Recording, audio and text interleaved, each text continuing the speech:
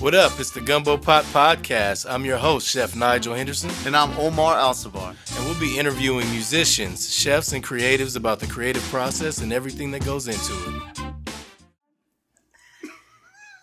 He's like, I finally get to use this. So...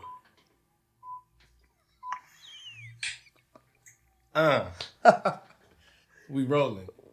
So this is actually kind of an ongoing joke, but that works. So it lets you know how professional we are today. I appreciate that. I didn't even see what was on the screen. So Oh, it was a DigiSlate. cool. So that's, Y'all, we're in the game. Anyway. Okay, cool. Welcome, everybody. This is the Gumbo Pot Podcast. I'm your host, Nigel Henderson. And I am your co-host, Omar. What's up, everybody? And today we have a very, very special guest, Deniese Davis. She is a producer. I looked her up on IMDb, no, you didn't. and I saw acting credits, No. co-production credits. You've cut your teeth in the business for some time. Ladies and gentlemen, we have a celebrity in the house. Oh, She please. works, produced the hit show Insecure. Yes. It's in your, what season now?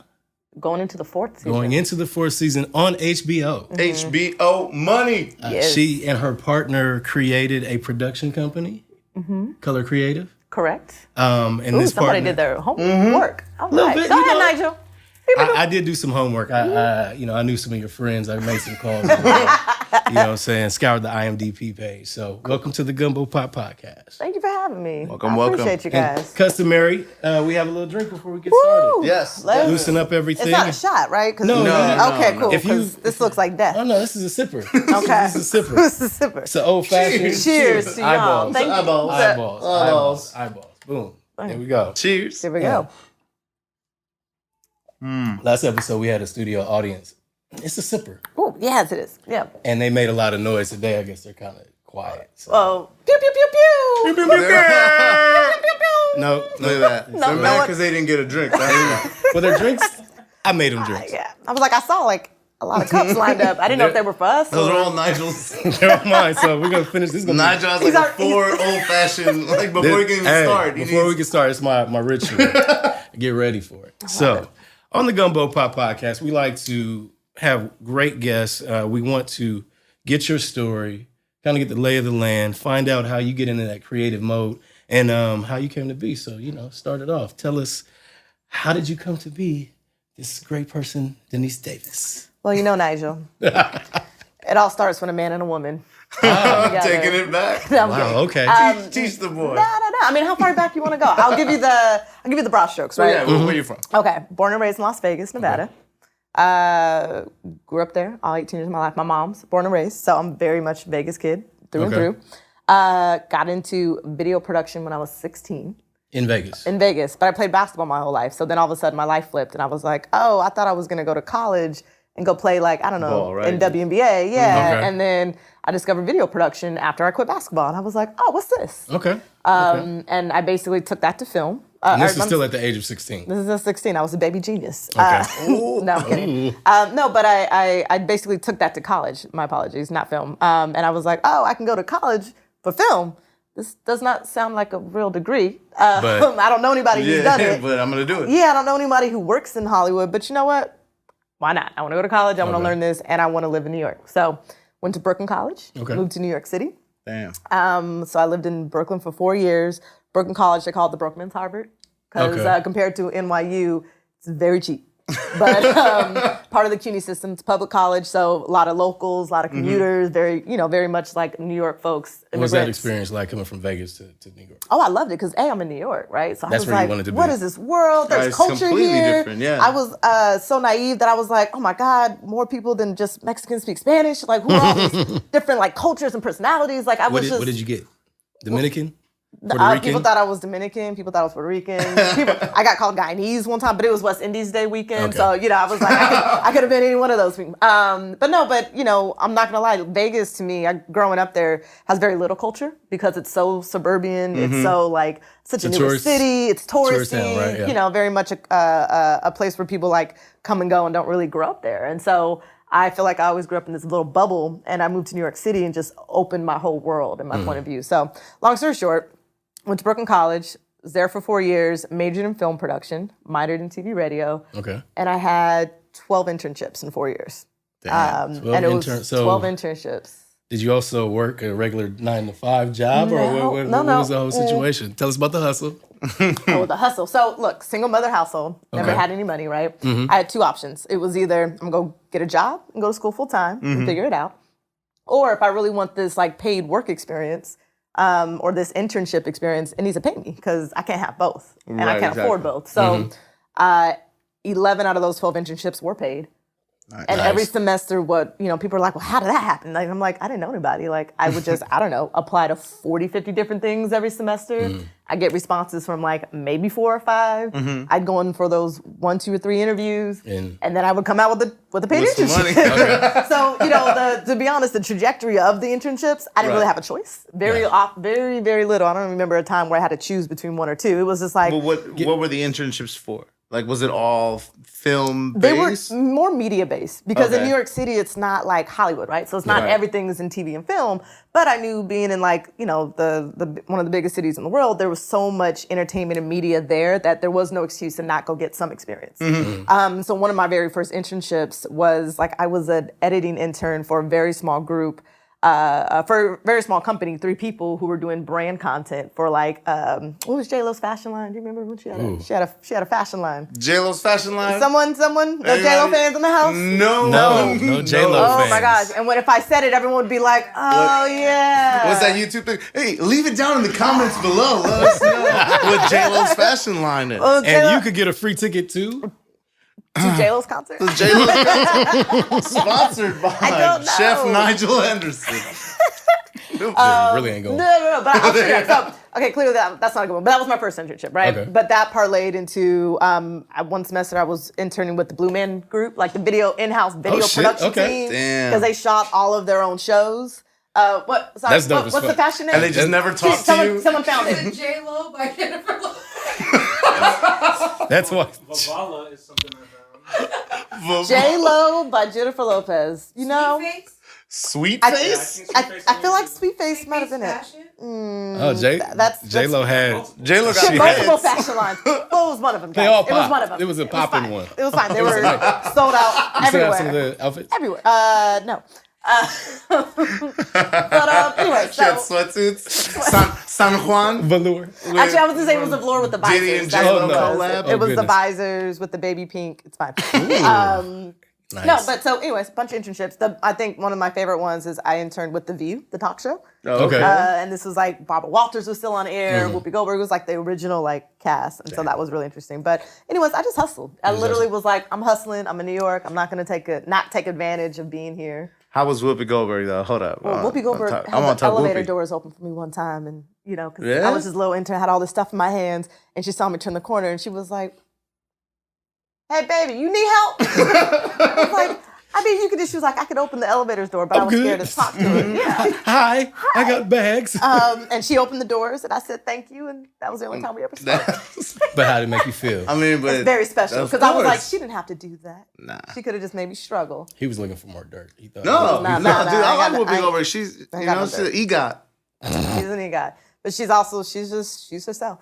Yeah. Very chill, very low key, which is great. So, anyways, I had a great time. All these internships, all these experiences, and then I was only in New York for 4 years because when I was getting ready to graduate, I was like, yo, I think I'm gonna go be a producer. And I decided that. So you knew right then and there you're like, okay, I'm not even out of school.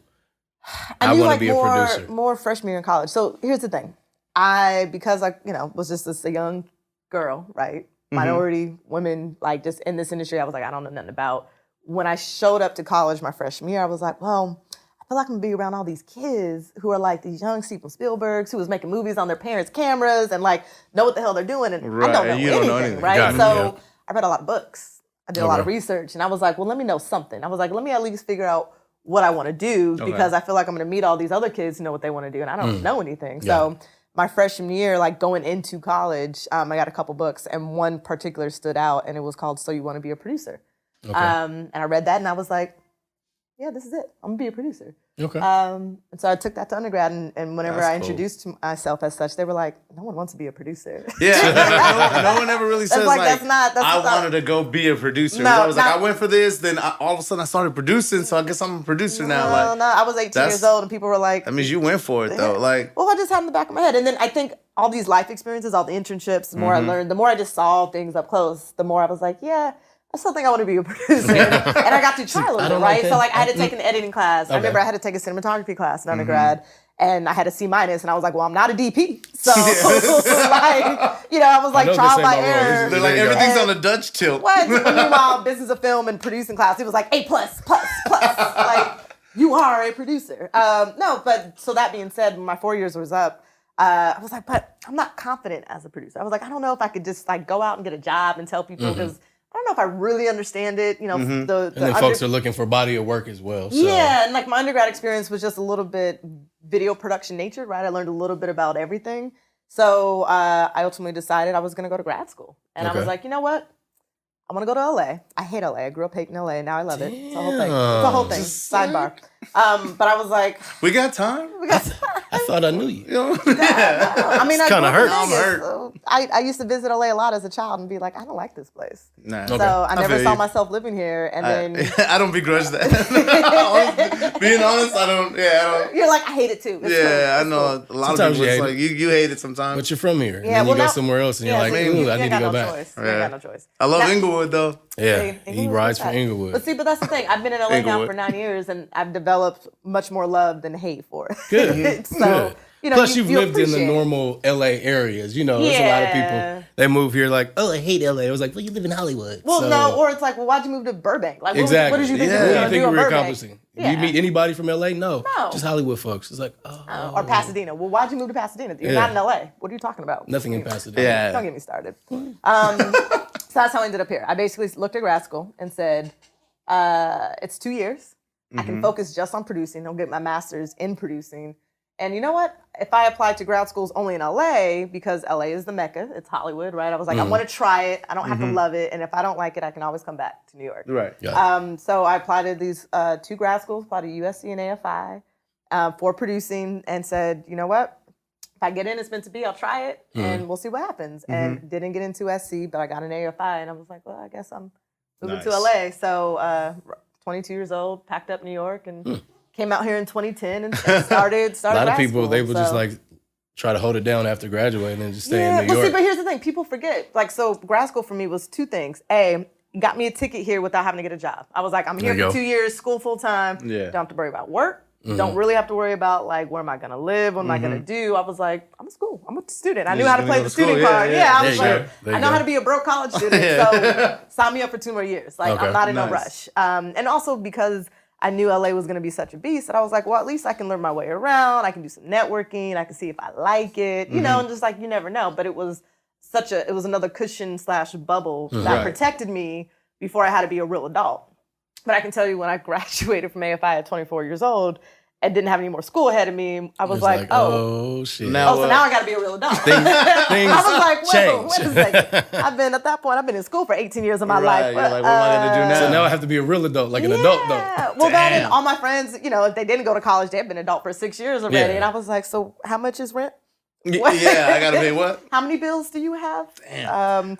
Wait, what do you mean? What I'm is like- a credit card? What do you mean I'm no longer on your health insurance, Mom? What does that? What does that mean? I have to go get Oh, my that's own that health burn. insurance. You go to the So hospital. what and you I don't want to know though, here's what's interesting. Okay, so you're in school, you're in grad school to be a producer. What are the classes like? Like, what is a curriculum for someone who wants to be a producer? Because I feel like you could ask a bunch of people, they don't even know what producers do. Yeah. You know what I'm Very saying? true. So, My family still tells people I'm a director, and I'm like, it's not the same thing, but it's okay. so what's like just like kind of like I don't know, like a couple courses that like someone would take as a production student or like. Well, I guess in the grad school level specifically, it was more like we took a class on marketing, right? Film Okay. marketing. Okay. How do you market a film? What is that process like?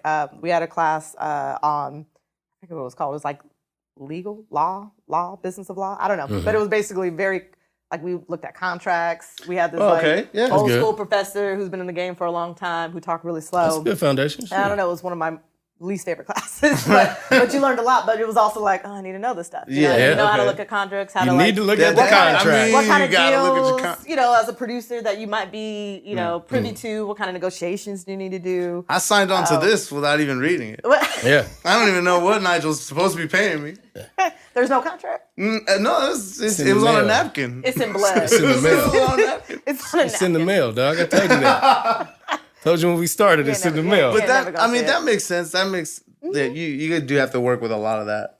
Yeah, I mean, there's a class on like post, and you know, one of my favorites is an AFI. What's special is that it's very physical production heavy. So what does that? What that means is like I spent a lot of time on set and making stuff versus being in the classroom. So I had classes, but Okay. your first year alone, there's only 140 students total in your year. So and there's I was one of 28 producers who got accepted. So there's 28 producers, Okay, so 28 it's- directors. You know, there's different disciplines. Very competitive. Very competitive, and you're all like the whole idea is that you're supposed to collaborate together. And so you make. I produced 3 short films my first year with different teams, but you're also required to crew on other people's shorts. And so by the end of the Okay. year, 84 short films get made out of your first year class, and everyone has worked on 3, okay, in their Okay. capacity. So I produced 3, someone's directed 3, yada yada. And you've done different roles within someone else's work as well. 'cause you- Yes and no, but the beauty about AFI is I can only produce. So if you come in as a director, you can only direct. You can't do my job. I can't do Oh, your job nice. because Okay. the reality is that's how the real world works as, Yeah. as it relates to the industry. Right. You know, and so they really prepare you for that because some other schools they teach you the wrong way, which is that auteur version, which is like you could do it all, and it's like that's not how it really works when you get out of Yeah, here. because you need to show up and be like, this is what I do. Yeah, and you like- need to know like, oh, I got to work with an editor, or oh, I got to work with a cinematographer, or oh, I got to work with this production designer, and what do those jobs do? And so you learn that. In You a- learn the roles, but you don't learn have the to roles. learn the. Yeah, and there's like kind of less pressure too, because it's not about the money, right? You're not doing it at a level where there's so much like at stake. Yes. You could just learn Gotcha. and educate yourself. And so the beauty of that was that you know there's 84 short films getting made, and every Thursday and Friday AFI had a thing called Narrative Workshop. And favorite class ever because what would happen is in the mornings on Thursdays and Fridays they would screen 2 films each morning. Okay. 2 the short films that were made weeks ago. Yeah, right, within the okay, things. There's like perfect. a whole schedule. So they screen them, and then that whole team, after the screening, has to go up on stage, and you can't say nothing. And the whole time there's a moderator, and all he's doing is moderating your feedback from your classmates. Oh, And shit. so for an hour, you're sitting there hearing what everyone thinks about your film. Oh, my God. And you are not allowed to speak. You can't That's defend a yourself. You can't be tough like, look. well, you know, the reason why I did it. You just got to sit there and take it. You're like, well, you just didn't get it. Under the lights, you got some sweat just rolling down. Like, it looks like a Trying to Denzel explain. tear and shit is just dropping. Plus, you got like film students who are like, I found a derivative. And then you're just like, man, you Or shut you're up. someone like me who always has something to say to the point to where our moderator people stopped are calling looking on for me. you. Well, the moderator would stop calling on me because he'd be like, anyone else? Anyone else? Anyone else have a comment? And then someone would be like, he'd be like, yes. And they go, I think Denise has a comment that she wants to say. Because I was like, well, I mean, we here to get feedback. You're going to hear my feedback. Yeah. So then, but but then question, did that put a bullseye on you when it was feedback for your project? Oh yeah, I enjoyed it. Well, because here's the thing. I think personally, especially in the creative space, like feedback and getting people's opinions and you know, there's never a place where you can't make something better, right? And I think people are always so precious about like, it's my baby, I put in so much love and joy, but you can always make it better. And then sometimes That's how I you feel have about to, this podcast. Well, but it's like you kind of, but you Leave have your to comments below. like or dislike. No, but you Tell Nigel what you think about him. DM him on the side. Please don't. Don't. These words hurt. Oh my goodness, you guys. Sorry. How much do you drink? This is just the first one. We can keep going. We keep We going. have I'm never gonna make it to my a party. different bottle today. You'll but make it's it to bourbon. your party. I'm just gonna be. I'm not gonna need a drink. You're gonna be That's all. relaxed. It's gonna be great. You're gonna walk into this party. It's one of these, Hollywood things. Lights behind you, cameras flashing. You'd be like, "Hey, Nah, I feel good tonight." It's like, nah. that's That's not gonna I happen. sneak No? in through the back door and say, "Hey, what's going on?" And then I go, Yeah, go because you are quick to hop out.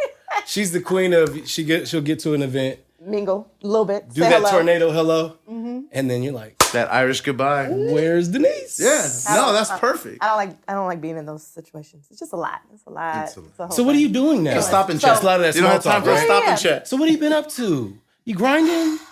But you also gotta remember you've been Project you doing that working all on? day in meetings and Yeah. on calls. So I'm just like, So we're getting you ready yeah, to but step out into all of things. that. But now I feel like it's just all like you already have it memorized. You just, Yeah. you already know. Oh, You know, okay. like now So then we get It's to like, really now, ask Well, no, questions. here's the thing. Now it's so bad to where I just joke, but even though it's like Right. bad jokes. People are Do you- like, hey, how you doing? I'm like, busy as ever. You know, the hustle all the time. Do Like, because you- you're just like, what do you want me to say? Like, then Do you just do get stuck. junkets? You have Yeah. to do junkets, right? Not Not so necessarily. I much leave because that as to- a producer. I leave that to Issa. But like, as a producer, the beauty about producing, the reason why I love this space is that I never have to be famous, right? Like, it's like, Right. I don't want that part of it.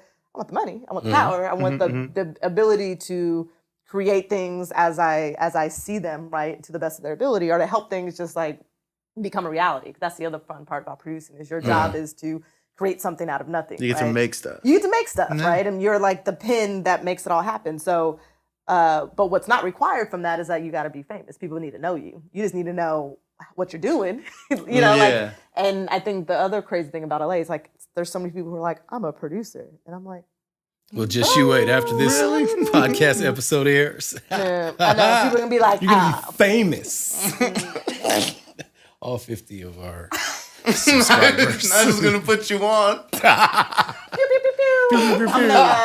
Yes. I'm gonna put you out there. I'm gonna put you Oh, out I there. want to get a testimonial from her. Like, I was no one. All I did was produce Insecure for HBO, but then I went on the Gumbo Pop podcast and Chef Nigel Henderson. It's actually better. I might just do a PSA. You should. Do you want to be a producer?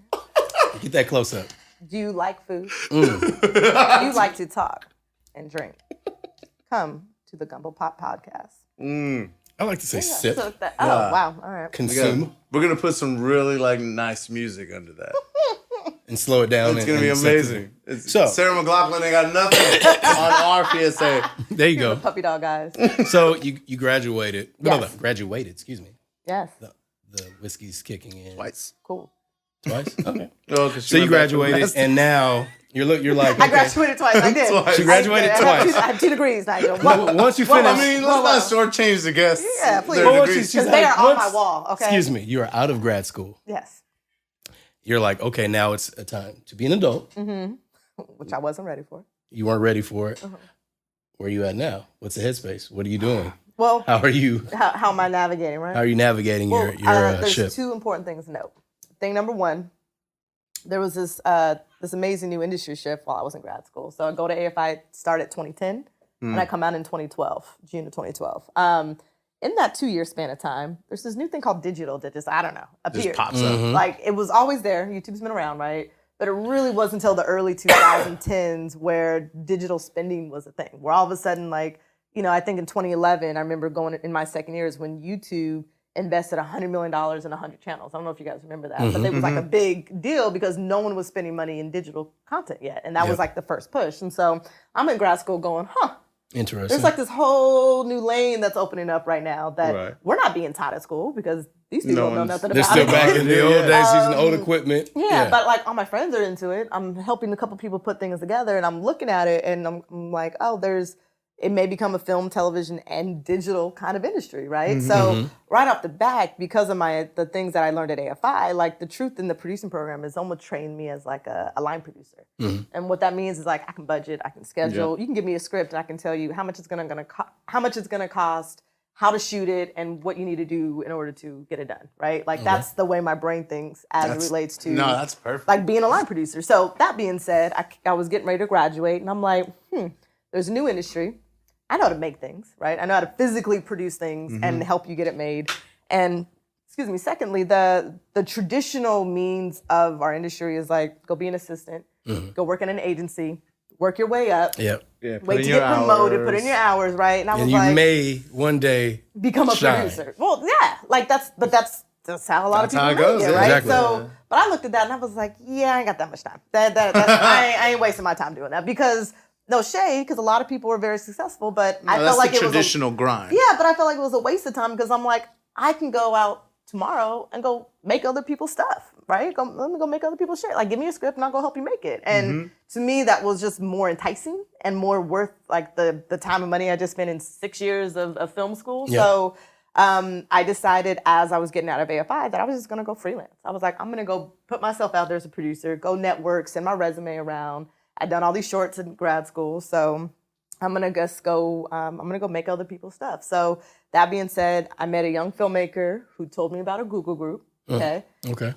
Because I was just networking, and same day that I met him for coffee, he did two things. He sent me a link to join the Google group, and then he forwarded me a job posting that got posted in that group.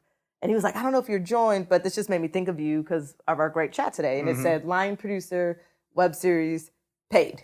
3 keywords. And I'm like, Did you even look at the name of what the series no, was? I had no details. It No was just details. like line producer, web series, paid. And I'm like, cool, graduating in 2 weeks. I'm starting to put my stuff out there. Like, Okay. these are the type of jobs I need to apply to. Submitted my resume. And it's like in the middle of the day. That night, I got an email back from this woman. Her name was Issa Rae. And it was like, hey, will you meet for an interview tomorrow morning? And I was like, yeah, cool. Dope. And then I'm like, who is she? So I Googled her, discovered Awkward Black Girl Season 1, discovered her other content, and was like, oh, I've been under a rock. Like, whoa. Like, Where you who been, is this sister? woman? What is this crazy show? She's been putting stuff. Good morning. Well, basically, but I was like, oh, but her shit is dope. And this is the kind of stuff that I need to be producing and doing. Because again, she was in digital, right? I was like, this is what I'm looking for. This is exciting. Met her the next morning. 24 hours later, she's like, cool, you hired. We're shooting in 5 days. Here's the episode. Episode 4 of season 2 of Awkward Black Girl was my first credit. And that is how I met Issa. And 7 years later, we still work together today. But like, you know, that was coming, I was like literally getting out of grad school. But I always think it's like, What was that interview like?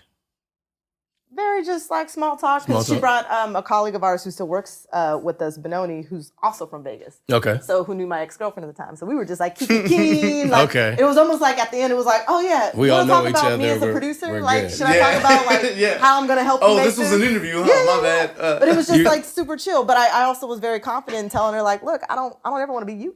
You know, like this is what I've just been spending 6 years learning about. Like these are the kind of like type of content that I want to help produce, and you know, basically like I'm what you need in so many words. And she trusted me, but you know, the reality is I think everything's kismet. It's like right place, right time, Right. right? Okay. Like I mean, there's that's how it no, goes. yeah, and there's no doubt in my mind though. Had I not gone to AFI, I don't know if I would have been equipped to be who she needed, what she was looking for in a producer, because it was like, oh, I know how to. You have a budget, you have a whole season 2 order, like I can make this happen for you, and I had the confidence of like I'm not a producer, right? Like I was like, I'm not making this up just because I want to work with you. I was like, look, I didn't know who you were 24 hours ago, but what you're doing is dope.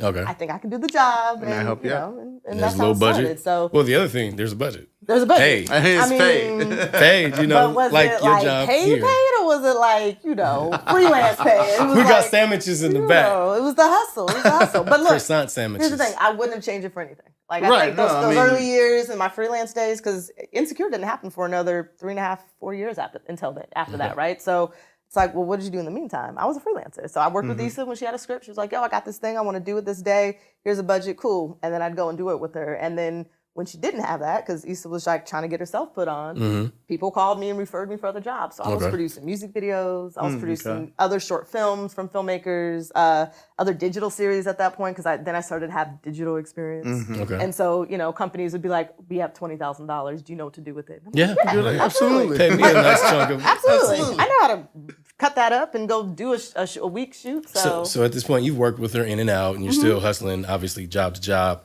as Paycheck to paycheck, freelancing. Did anything like just stick out where you just like, yo, this working with them, it just seemed like it was popping, or was it like, oh, we got a good opportunity, let's go with Issa or just with in Issa? freelance? With Issa. I mean, freelancing, we all know you have some great jobs, you have some that you don't like, some things you like to do, some things you don't. Got it. But obviously something brought you back to working in that scenario. Was it the opportunity, or was it just like off the bat you were like, okay, this is the right place, right time? I mean, it was a little bit of both. I mean, honestly, as I started working with her and being involved in the content she was making, you know, I realized outside of all the other freelance jobs, like I was more passionate about that, right? Because we're doing content for Black and brown folks. We're doing content that no one else is making on the big screen. Meanwhile, my little music videos with 2 people in front of the green screen, I was like, What's Like- the music? What music videos do you make? we don't talk about this. No, actually, I had one of my most Give me best claim to one. date videos that did the best is I did a Bastille video early on, Oh, right before they popped off, and so there was a moment where a couple years later I was like, how many views did that get? I was like, who was this band? And I was like, oh, y'all became like a band. But that was a very fun video, and we shot that for $50,000, and it has like hundreds of millions of views, and who knew? Well, there you go.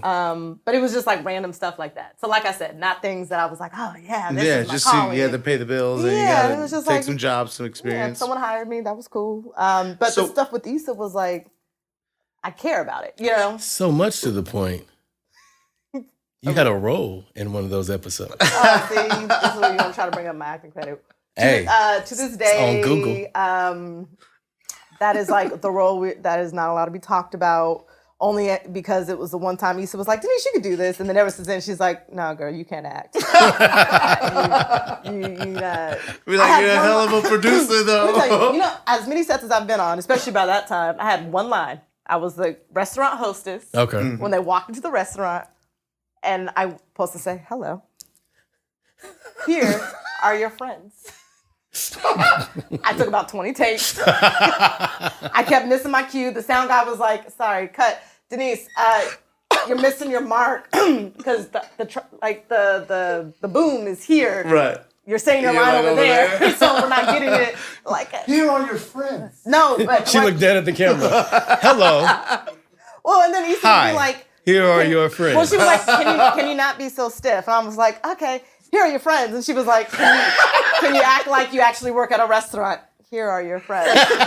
Okay, Denise, can you actually walk to the table and seat them like if you were a host? Like, it was like one of those things where I was like, man, acting is hard. Like, I'm not trying to do No, this. I gotta think about all these things. Like, I gotta worry about where the mic at, where the camera at, what's the line, who am I talking to, like, Yeah. how am I saying it? It was Like, just, be aware of the camera. Don't look at the camera. That's You're just beautiful. Like, what? so, like, it was awful, guys. So to this day, now there's a joke where there's things like, wait, could you not? Because it's not a credit, but we did a web series called The Choir a couple years ago. Okay. And they made me be a character because it was someone's wife, and they were like, Denise, just do it. And I was like, okay. And then Issa goes, but you don't have any lines. I was like, but no, are you sure you don't want me to? No, we're good. Don't do it. You just get. So I have these 2 cameos in that web series, and both times you just see me.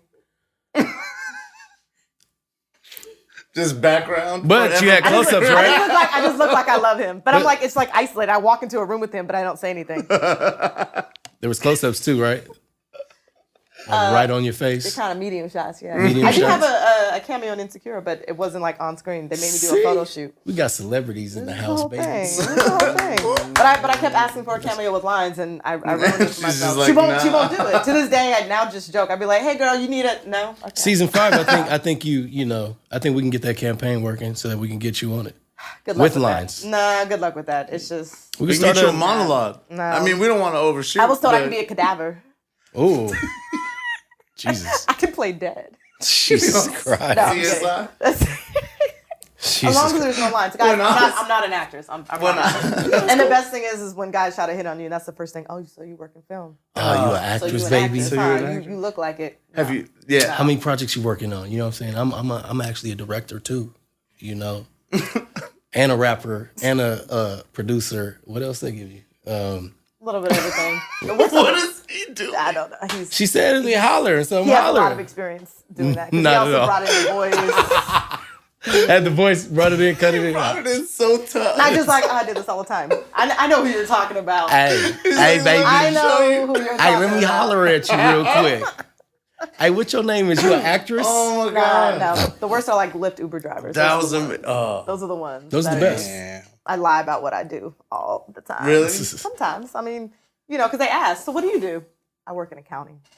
It's really, Oh, have So you you ever know how to said that count. you're a producer and then you had him like try to pitch you? Oh yeah, I've gotten business Oh, cards. wow. So funny. I've gotten like, That sucks. oh, anything I've seen. The worst is every time I go to my dentist's office, they ask me the same thing, and they go, what show is it? What is there anything? You work on Fox, right? No. You work on Fox? And then You're I like, say, yeah, but news. I kid you not, this is because I just went to the dentist yesterday, and I was like, this is like the 3rd time in 2 years they keep asking me what I do, and then what show I work on, and I tell them, and for the most part, some people are like, oh my god, but for whatever reason, my dentists are always they always go, well, never seen it. I'm gonna have to check it out. Is it any good? And I'm like, yeah, That's pretty And then dope. it also People Just talk on about it. HBO, you know. You know what I'm but it's saying? also just like that reality where just like some people, it's just like, God bless you. I wish I just had a regular job where I'm like, I don't care. Like, because Yeah. you get a Lyft Uber driver and you say, and they're like, what? You work for what show? Oh my God. Did I tell you I'm a writer? I have this project that I'm really working on right now, and it's It's amazing. amazing. You want me to tell you about it? Well, let me tell you. You're gonna about find a gym one of those days, though. You're gonna meet a guy like Omar. It'll He's a start nice saying, George Clooney okay, face. so this guy's a driver, right? And you're like, oh, all right. He's Then what driving. happens to him? Yes. Okay, he- so wait. Sorry, We're sorry, way sorry. off track. We We're off digress. track. we So- derailed a little bit. So- We derailed a little bit. Okay, so you're working with Issa. You're doing Awkward Black Girl. When does Color Creative happen? Color Was that Creative. after Insecure? This first was, season No, right before. or right actually. before? It's funny. It was a year before. So 2012 is when I worked with Issa. Summer, right? Mhm. We spent a year finishing up Awkward Black Girl, going in 2013, and in 2014 is when Color Creative kind of was birthed. Okay. And a lot of it came from, her own experience in like the traditional studio system and just developing a different TV show that was before Insecure and being like, this traditional model is like broken. There could be a more inclusive, faster, and just better way to retain writers' voices when, trying to tell their stories. And so out of that random idea came Color Creative, which Issa named it. And it started with us financing and producing 3 independent comedy TV pilots that we just thought were dope. And Issa spent a lot of her own money and almost went broke doing it. And we shot these pilots over the summer of 2014, premiered them at Urban World Film Festival, and that we was doing something. We was like, woo, we did it. And then we went to go try to do it all over again and then ran out of money and was like, okay. But we were always happy we just launched it because then it existed, right? We had a website, we had a brand logo, we had a mission. And in 5 years, it's crazy that it was 5 years ago, but it's evolved now into so many different things as a company, but the mission and the heart of it's still the same. Okay. And what we focus on is like trying to work with emerging new talent, specifically writers, and, taking the risk to help them get their projects made. So that's the Color Creative Spiel. I do that all the time. Can you tell that I talk about it a lot? Yeah. You're like, I got very like you librarian, got it I like was that. You're like, like, so here's our mission. This is what we do. This is what it is. I just have to say I'm proud. He's proud. I've known proud. Nigel since I was in college. Yes. Really? True story. I don't know if he told everyone that. But I didn't tell everyone the story, but just how small the world it's is. very small. She came down with a group of friends to New Orleans, and she's still in school. She's like, "Yo, would you guys like to see this project that I'm working on?" And she puts the project on, and we're watching it. And one of the people in the project is a friend of the family. I've watched him from being a baby to now he's in her project. I'm like, wait, that's Marcus, and that's Marcus who is now in Blackish. Oh, okay. Random, very small world, but crazy it's just like, first of all, this Denise is chill. This Denise is cool, calm, and collected. When I first met her, she was a mile a minute. This is what I'm working on. This is what I'm doing. This is amazing. I have this project that I'm doing, and you're gonna love it because I'm amazing. And da da da da. Now Denise is like, He's telling you now. He was like, no, I wasn't. She's but never gonna make she was it. driven. She was always driven. That's hilarious. But it's true. I was a hustler. That was She's the thing. driven, a hustler, and she tell you everything she's working on when you first I mean, meet her. yeah. and How else it you was- gonna know though? But I was No, like, exactly. Now I can't do that no more because I'm like, now, Because you popping. I'm like, now I made it. You don't Because even know you me. popping. Now I'm kidding. I got You popping. But You know who I am. You know who I am. I mean, I still talk a mile a minute, but that's just when I get excited. nah. Well, you excited because you've been talking to Mile Men with us. And Nigel was like, who is this like 20-year-old girl? Like, about to give me like a seizure. What is happening? But No. it was great. But and Nigel hooked me up with an internship. so many years ago. So many many At years ago. Overbrook? So, At at Overbrook. Overbrook. Yeah. Old days. When I moved to LA, it was my only internship in between my first and second year at AFI. Okay. And Nice. Nigel hooked that up. Thank you. I try to put on folks, you know what I'm saying? Marquise was on our last episode. He was actually yeah. an intern as well. Yes, he was. At That's how we Overbrook. connected. Oh, well, after we both were interns, we all connected. We had an intern reunion a little bit. That's cool. They all bossed up and I became a chef. It's side. I can cook good sandwiches though. You can. Yeah, I can. You're I a can. good chef. Thank you. I appreciate it. Yeah, it's all like Omar, what do you do? Do you cook? He's amazing. Omar is actually marvelous. Everything he does is marvelous. The Oh Marvelous Mr. He is a Omar? liaison to the stars. So- Some on earth and not. okay. Okay. You are.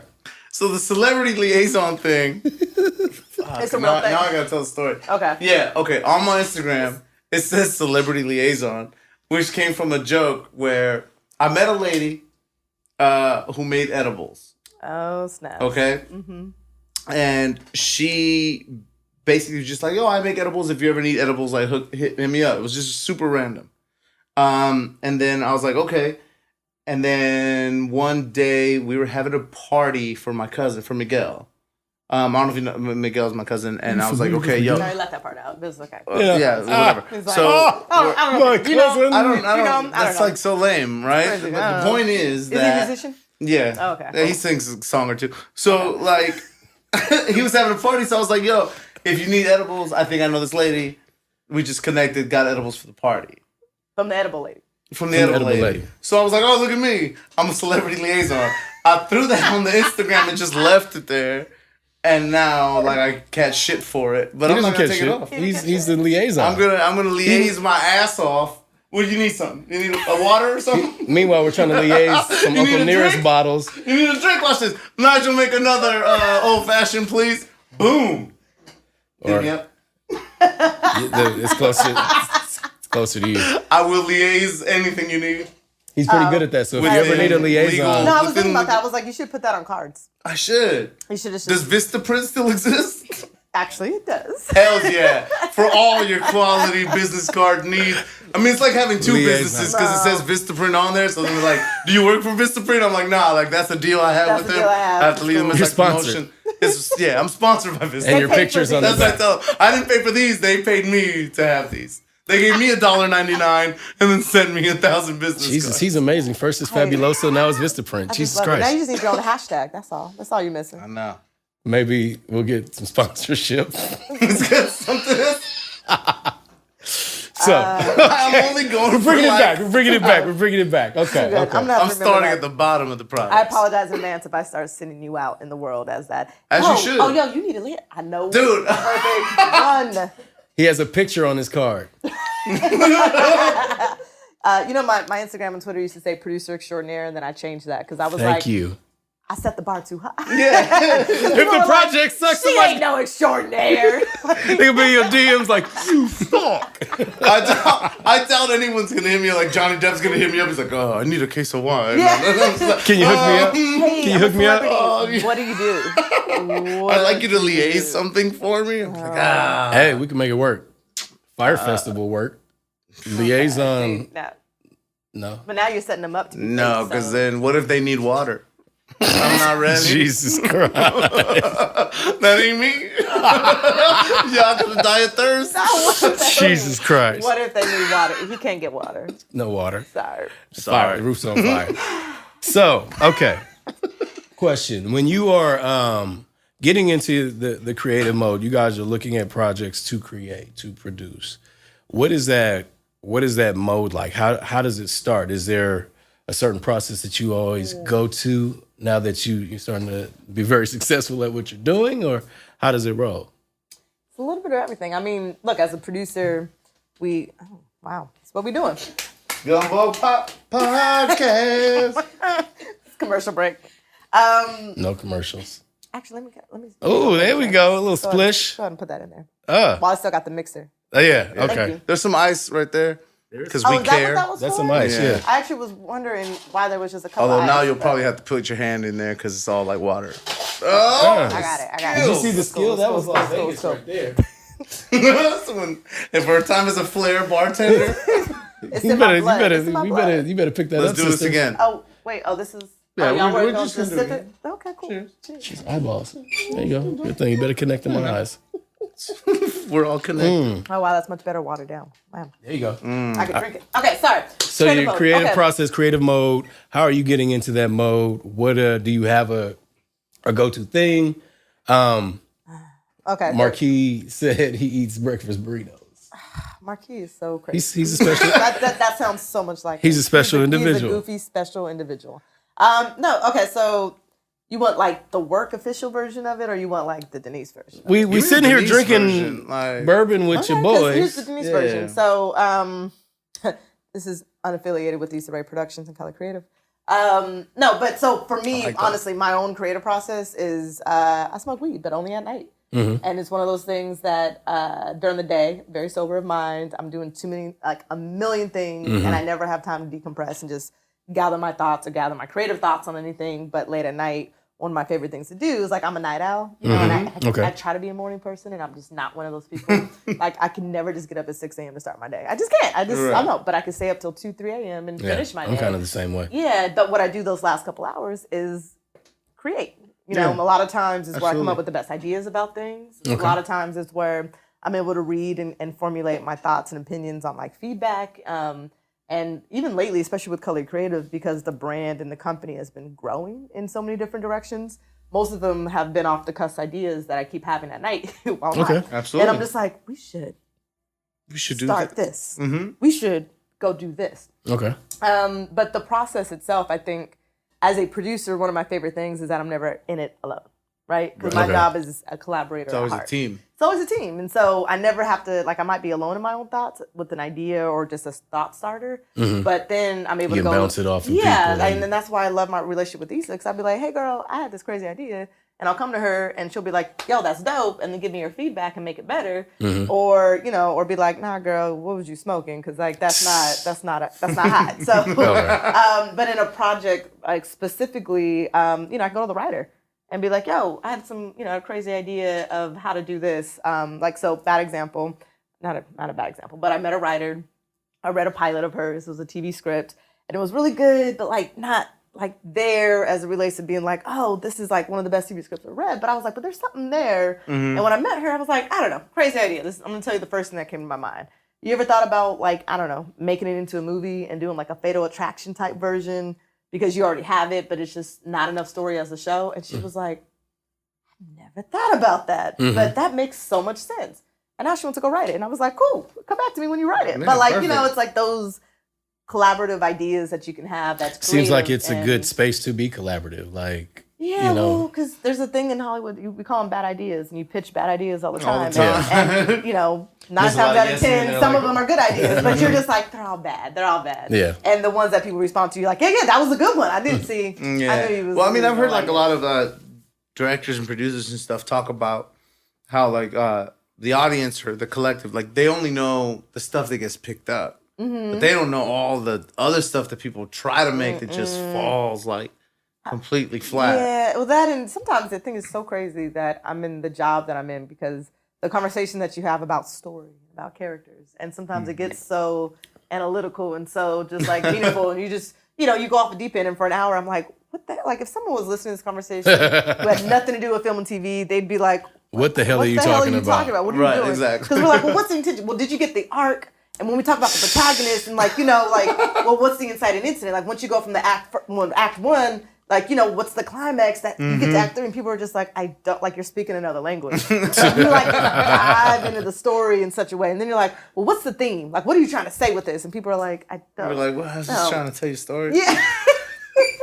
And you kind of just Who's your audience? They're just trying to make it back home. Who are you making this for? Who do you want to watch this? Yeah, it's crazy. What about the tone? It go on and on. There's like, oh, it's not there's gonna so play. many things that you just talk about, but it's the beauty of like I think my job because I'm like sometimes I have to pinch myself because I'm like this is what I make a living doing. hey, I go around talking about stories all day long. That's talk about sounds stories cool. and what's in your head and And, actually. and, It's all- and I it's- have 2 degrees in this. Right. Okay? Well, you get it to like sounds just crazy. play It sounds make crazy. believe, like you know what I mean, and create things out of nothing. Yeah. So it's like you've been working with like all this episodic stuff, right? But like, have you tried to do like, or have your eyes set on like a feature film just to give it a shot? 1000%. Film was actually my first love. When I was an undergrad, when I was studying like the industry, I thought I was going to be a producer in features. And then obviously in grad school, the industry changed. I ended up in digital, which parlayed into TV. Right. And then a couple years ago, I was like, hey, Issa girl, so can we start developing movies now? Oh, yeah, and she was like, that's absolutely. So we moved into that space. But true story, talk about creative. I met this young writer duo, these kids who were from New York. One of them used to be this assistant to like their director of the original Hamilton play, right? Okay. So he's like this young black queer kid who was like super dope, went to school for like writing music for the narrative, like storytelling. Linked up with this kid who was more or less like, I just want to write. And they became a writing duo. So the 2 of them Perfect. come to LA. This company was like, hey, you know, he's like, their old boss was like, just send him out on meetings. We meet with them. You guys meet with young writers all the time. Yeah, of course. So I met with them, hit it off for like 2 hours. And, you know, I have a very fondness for musicals. Like, it's one of my truest loves. I'm like, I'm going to make a great musical one day. And so we totally hit it off because their whole thing is music and narratives, right? Hamilton background, all this stuff. And just for 2 hours, just kikied. And I was like, I'm going to tell you guys this crazy idea I had in the shower one day. I don't know. I've always wanted to tell this, like, interracial love story between a Black woman and a Hispanic guy in, like, the backdrop of America right now and make it a musical. Mm-hmm. And they were like, yeah, that's crazy. And 2 months later, they came to me and fleshed the idea out. And they were like, will you hear our take on your idea? And I was like, okay. Yeah. Hear the songs that we wrote? Almost there, but it was like God, they pitched this crazy. whole story that they created based off of like us riffing and this random like nugget of an idea. Young and I was hungry like, with yo, ideas.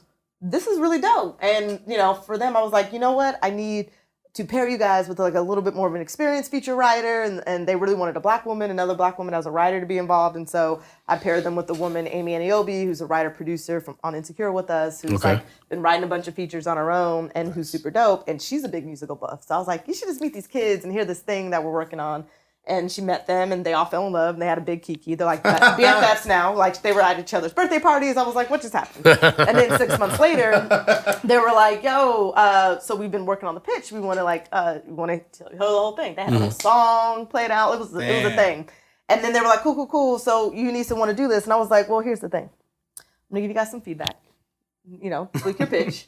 Issa hates musicals, so I have to go and tell her that I've been doing this project for a year. I gotta go complete. I've been working on said project. Set it up because, she might walk in and be like, "What is this?" Why are they singing? But I knew that the story itself was dope enough, and it was almost there. So I was like, make these tweaks, make a couple of these changes, and then let me know. And in the meantime, I'm gonna tell you about this, so that way. When you guys are ready, the next time you pitch it back to me, it should be with me and Issa so she can hear it. Mm-hmm. And they're like, okay, cool. So I did my thing. They were like, we're ready. And I think having Amy involved, she was excited. So Issa sat down. They did the whole song pitch dance, the whole pitch to us about this movie. Mm-hmm. And Issa was like, that is one of the strongest pitches I've ever heard. Okay. And 2 weeks later, we went out and pitched it to 8 studios, and we sold it to Universal in November as our first film in color creative world. So that's tight.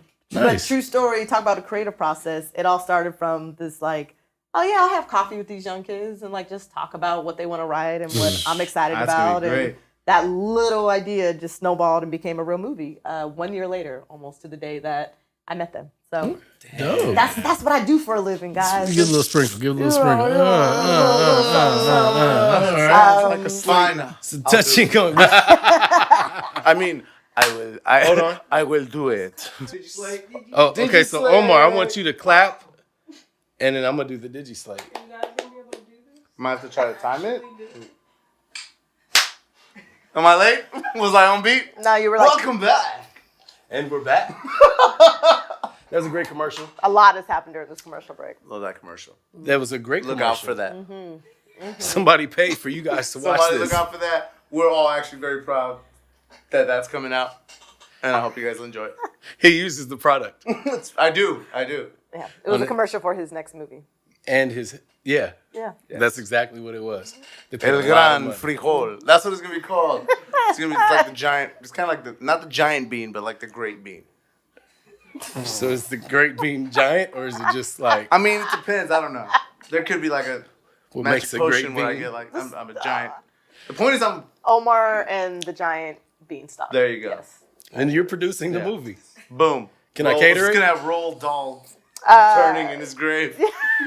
Can I cater the movie? I'm just saying. Just put brother on. All right, should we digislate again? Since know. this is such a mess. No, I think we're good. I think we're we're good. good. I'm We're getting good. a signal from I think we're good. Back it up. Back it up. I think we're good. I like it. I like the DigiSlate. I like all that. So, question. Never mind. Leave this all in. He doesn't even know where he's supposed to start. Did you It's slay? fine. Well, question. Okay. I like the DigiSlate. I I like the DigiSlate. It's real nice. Got it. All right. So, this is the Gumbo Pot Podcast and the DigiSlate.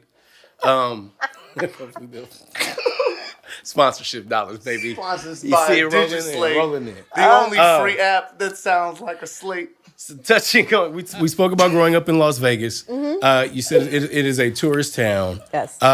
So whenever I go to Vegas, there's a couple taco spots that I go to. They may not be great. I can't even remember. I was drunk. Where? But they There's were only one good taco spot in Vegas. okay. So what's the good taco spot in Vegas? What's your go-to spot in Vegas?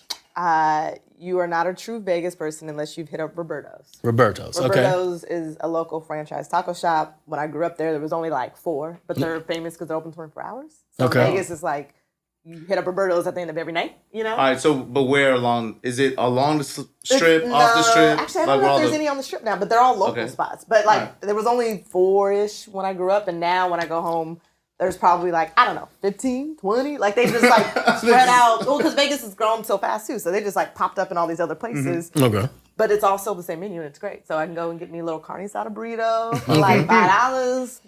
Bomb, freshly made. Like it's real Mexican food. Okay. All right. Where are your people from? Well, interesting. You know, I did Ancestry.com. Uh-oh. But You here's just the thing. gave away your DNA like that? Yeah, I did because. Just sounds so But what I bad. found Don't out, trust them. I grew up telling people I'm black, white, Mexican because it's true. My grandmother, my great grandparents are both from Durango, Mexico. They were like Mexican Americans. So From Durango? from Durango. So Like so how you I put was that knew sauce on But that. see, Scorpions all over the wall? Like they love their scorpions. no, but see, but my mom has a joke. She's like, "Don't tell your grandma she's really Mexican. She won't believe because they don't speak Spanish." So like, Okay. I grew up. I don't speak Spanish, but I always knew it was in my lineage, right? Okay. So my mom was white Mexican, my father's black. So I did ancestry, and I was like, "Yo, this is exciting." And what came back is I'm 6% Mexican/Native American because Durango back in the day was like in the Native American thing. But I was like, but just 6%. So I can't tell people I'm black, white, and that because now I feel like it's lying. So. I mean, 6%. You know, in Hollywood it This works. is great, right? It's percent. But it was also like, but in your mind, you just assume you're like a third. You know, you're just like, oh, I'm all these things. And I was like, no. But like, okay, I'm so not, so- what was the biggest percentage, like number-wise? Just the No, number. that's the thing is I'm a little bit of everything. Okay, so like time if out, I time added out. up all the black side and all the white side, What'd you grow up I'm eating? like 3%. What you grew up eating? Where'd you grow up eating? That's where I'm at. Where'd you eat? That'll tell me where we at right now. I thought we was going all deep. We're talking about food. We talking about, you Here's know, the thing. Okay, food and culture. I'm gonna blow your It mind. kind I of. grew up eating soul food. My mom is white and Mexican, but makes some of the best soul food I've ever had. Okay. Because she grew up in the culture, so she knows. She makes amazing greens, best greens I've ever had. Cabbage, like okay. everything you can think of. My mom can make it, but she's not white. Okay. She's in my mind, she's not. Okay. So. So did you inherit the cooking gene? Well, so- like, are you What around? are you bringing Do you to the family produce cookout? delicious dishes? What are you bringing? But most of the things I cook are from my mom's recipe. Okay. Like, Okay. Still counts. Growing up in college, being like, "Yo, ma, how you make your pasta salad?" So I got to do this, this cookout thing, and I got to bring a dish, and then that would become a recipe. But a couple years ago, or actually many years ago, my mom made me and my sister both recipe books. Oh, She only okay. put like 5 recipes in there. 6. she don't wanna And I tell was you mad 'cause everything. I was like, Like, what? but no, I was like, Mom, you know, there's more than that. And she goes, well, I just decided to start there because I know these are your favorites. Nice. And you can just ask me when you want more. And now, like, I feel like I haven't filled it out because I'm like, but I don't know. Like, you should just put them all in there because, like, whatever Right. happens, like, you know, how am I going to continue the family tradition? She was like, oh, baby girl, you're going to have to figure out your own traditions. Like, you know. Jeez. You're like, I don't have time for this. So what's the go-to No, no, no. meal? Time to set up go-to- traditions. My current go-to / favorite is my girlfriend's favorite, which is greasy gravy chicken.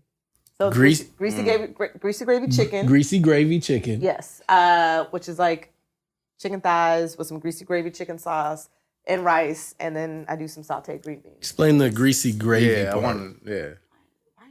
Because you This you is can't like call we wanna something know, like, greasy so- gravy What chicken. if I have like wake up in the morning? I'm like, oh, I would love some greasy gravy, Well, 'cause if but I I don't tell know how to y'all- make it. All my gravy is like non-greasy. It's not greasy. Like, what? Okay, no. I mean, it's some chicken thighs. You season them well, put some oil. You fry them, Okay. right? Put the thighs in a pot.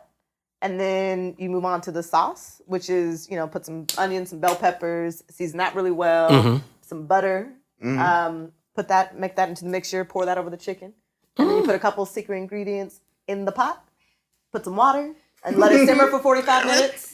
And then it gets real nice. The chicken gets really nice and soft, and you get some gravy in there, and you make the No, I feel like those secret ingredients is where all the grease part comes. And I don't know. Oh, honestly, the greasy disappointed. gravy part comes from the grease from the oil from cooking the chicken. And Delicious. when you Because do it's thighs, it has the skin, and it's then when you gonna do the render a little onions and bit. the bell peppers, Okay. you're still cooking that in grease too. So it's like literally just taking the grease from the pot and put it in the same mix. So that's where the greasy gravy comes from. But I like the marketing behind Greasy Gravy, even though it may not be that greasy. It's very catchy, right? Greasy Gravy Chicken. Here, Trademark Gumbo Podcast. There you go. Greasy gravy sauce. My mom is gonna be Recipes. so mad. She's gonna be like, "Why you tell everybody how to It's for the make greasy gravy cookbook. chicken? That's my shit." I'm gonna be like, "But mom, I didn't tell them." This is season 1 cookbook. But she's gonna be like, "But now people can Google." Like, yeah, now I just started the whole thing. This is season 1 cookbook material. Okay. You're gonna be like, we should do that. Greasy Gravy. We should market, make a Gumbo Pop boom. Podcast cookbook. But season 1, I think it was just like taco seasoning burritos and now greasy gravy. Miss Chase. We're not gonna wait, Miss Chase. Miss Good. Chase can throw down. Okay, I got a question though. Here's my question. So you've made something that you grew up eating that your mom made, right? You've done it as well. I've done it as well. Is it as good when you make it? I think it's the memory for you. Right? I think I feel like even if it wasn't the best recipe, if it sparks that, yo, this is what my grandmother used to do, this is what it tastes like. Once you hit those notes, it don't even matter to you if it's, you know. I like to say that sometimes, I season it more. And then sometimes, well, not in the bad way, but sometimes I just like, you try to do your extra little spin on it. You be like, let me put extra butter in this because it's going to be bomb. Your mom's going to see this and she's going to say, okay. And you call your mom and you're like, Mom, it don't taste the same. Well, what did you do? Well, I try to that's where you messed up. You try to mess up the recipe, trying to be all smart and stuff. I've had this conversation with my mom like a couple of times. It's true. Well, then sometimes I have to catch myself because at the grocery store I'll call her and be like, hey, so is there a difference if I get the margarine or do I get the unsalted butter? And she's like, okay, if you're calling me trying to figure out what the difference is, you shouldn't be shopping. Like butter makes it better, baby. Yeah. Well, in my mind, I was like, it's salted, unsalted, and margarine. Is it not the same thing? Like, what is the difference? Don't do that. Because let me tell you, the margarine is 99 cents on the pound, and this is like $1.79. But I think margarine is like one molecule away from plastic. Well, but then what I found out, that's equal. But here's the thing. Then Let me know in the comments. Yeah, I'm keeping this joke going. But did you Is it equal? Did you know, and this is what you find out by your mom, is you guys should just have a podcast, be like, your mama knows best. Because here's the thing. I was like, the margarine, when I buy the margarine butter, it basically already It's not has, butter. Don't even put butter in. No, it's not, but it basically already has oil in it. Like she was like, it's kind of like not true butter. Not just face. I'm trying to explain this to the chef, and now I'm getting like. He's making that face where he looks like that baby from that old dinosaur show. We're not going to talk about this anymore. I'm not. Can't even make. Not the mama. Not the mama. Not the margarine. That's cool. Okay, so cool. We're not going to talk about margarine. Let's move on. So when we have, the Gumbo Pot Podcast dinner party, what are you bringing? Ooh, whiskey? Greasy gravy? Greasy gravy chicken? She's in. Hey, she's in. She got the whiskey. Okay. Got the whiskey. No, I mean, what's my go-to? Outside of greasy gravy chicken, because that takes a long time to prep and cook. Greasy and I get gravy. annoyed with Get it. Oh. But maybe I'll bring some monkey bread. Monkey bread. Okay. Yeah. You invited to my house anytime, sister. Sorry. That was amazing. This is the whiskey. That's like, I just got some chef props. I just got some chef props. He was like, you know what you're talking about. It's just, some things you hear. When you hear it, you're just like, that just sounds amazing. He was also like the face. Hey, there's things when you hear it, it just sparks that, right? You hear monkey bread, you're like, Bugs Bunny. You be like, barbecue shrimp. He's like, I can taste it. Say song. All that monkey shit. bread. Yes, indeed. Yes, indeed. Well, okay, we're getting to close to the ending of this podcast. Yeah, we gotta wrap this up. We're gonna continue to drink, and she's not gonna go to her party. Oh, I'm going to this party. What is it? Oscar week? Is it Oscar week? Ooh, she got parties to go to, and she. Ain't nobody. I ain't getting no awards or nothing. But I mean, I'm just there to bask in the ambiance. Hey, you're in that Hollywood A-list. And I'm just glad that you took like a couple hours out of your time to come with the Gumbo Pot podcast first. I have not gone to the Globes. I go to the after parties. Yeah. I'll skip the awards unless I think the Golden Globes better than the Oscars because you can get like drunk at the Golden Globes. Yeah, no, because they drink the whole time. Yeah, they drink. But I skipped those awards, which is great. The NAACP awards are on my birthday this year, and each year has like 8 nominations. So I was like, and you're like, turn up birthday. That's a great reason to have like birthdays. Because I'm gonna drink for free. I'm gonna eat for free. And I'm gonna be with all my friends. So, can we come? I don't know if it's open to the public. Oh, shit. I don't Damn it, we're not popping yet, Daddy. We gotta slow I it might down. wait till we're off camera to get rejected. And try to Hey, cook and make really food. But that's just me. Here's the thing, they have soul food. We'll have to Hey, talk about that. that's we'll talk about that. We'll talk about that. All right. Well, All right. Did you slip? Ender of all awkward conversations. It wasn't awkward though. It wasn't awkward. I just was like, I felt it. There's a camera. There's a recording thing on my chest. I was like, I shouldn't say too much. You're like, you can't Yes, go. it fucking did. So, okay. Okay, sorry. Every episode of the Gumbo Pop Podcast, we always ask our guests for a tidbit of knowledge or a pearl of wisdom. So you're in the hot seat now. Like, give the next aspiring producer, writer, director that's looking at this episode, all 50 of our guests. But like, drop some knowledge for them. Tell them, what would you tell yourself? You're 18. Well, I mean, you knew it at 16. You can't use me as an example. Okay, but for the next aspiring you, No, I mean it's what okay. what would you tell your 16-year-old self? So I will put this advice towards like this generation now that is also afforded a lot more opportunities than I was, right? Like, Okay. kind of in their same bracket. But the biggest thing, is that you don't need an excuse. Like, there's no excuses.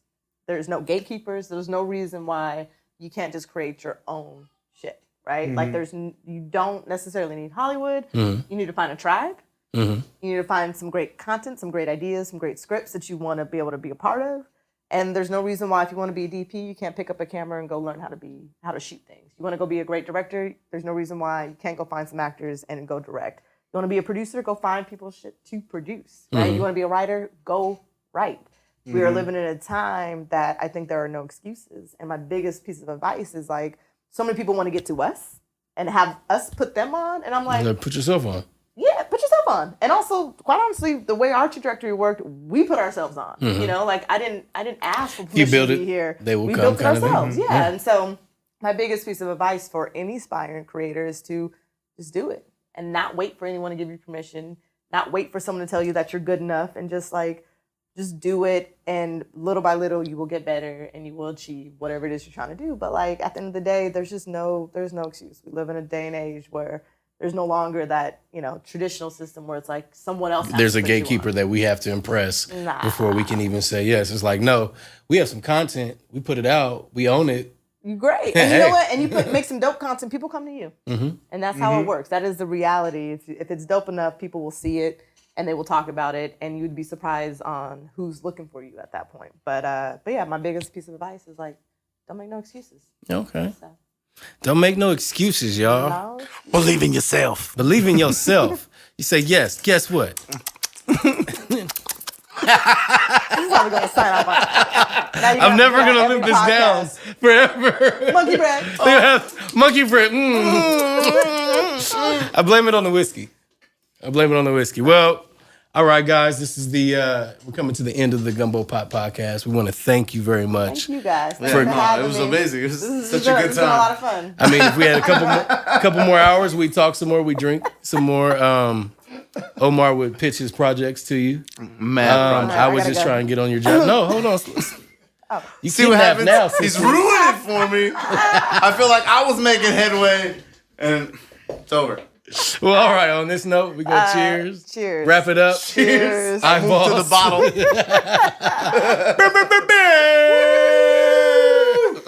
Thank you so you, much. guys. Thank you Thank you, very thank you. much. Appreciate it. No eyeballs? I thought we did. No, you didn't, but it's like, Oh, she caught us. That means we got that. no, they were like, goodbye. It's like it's hot in this motherfucker. It's hot. Thank you. See, we got you Thank you. relaxed. Well, that was fun. Thank you. Probably one of the most fun podcasts I've ever done. How many have you done? She's like,